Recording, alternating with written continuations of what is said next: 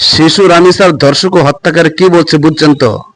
সে বলতেছে আপনারা মেইন আসামি ডলারকে ধরেন। রামিসাকে আমি ধর্ষণ করি নাই, হত্যাও করি নাই। আমি এবং আমার স্ত্রী নির্দোষ। ডলার ধর্ষণ করছে, ডলার হত্যা করছে। এই কদিন কিন্তু ডলারের নামটা ছিল না, এখন নতুন করে ডলারের নাম বের হয়ে আসলো। কিছুদিন পর রুপির নাম বের হবে, ইউরোর নাম বের হবে, এবার টাকার নামও বের হইতে পারে। আপনারা জানেন রাষ্ট্রের পক্ষ থেকে সোহেলের পক্ষে একটি আইনজীবী দেওয়া হয়েছে। সে আইনজীবী সোহেলের পক্ষে মামলায় লড়তেছে। সে আইনজীবী হয়তো মামলাটা দীর্ঘায়িত করার জন্য, ভিন্ন দিকে মোড় দেওয়ার জন্য এই ডলার নামটা শিখাই দিছে। সে বলছে এই নামটা বড়, এখন মামলা দীর্ঘায়িত হবে, বিভিন্ন তদন্ত আবার নতুন করে শুরু হবে। ডলারকে ধরবে, এরপর রুপিকে ধরবে, এরপর ইউরোকে ধরবে, এরপর বিভিন্ন ভাবে মামলাটাকে তারা বিলম্বিত করবে। টাকা খাবে, পয়সা খাবে।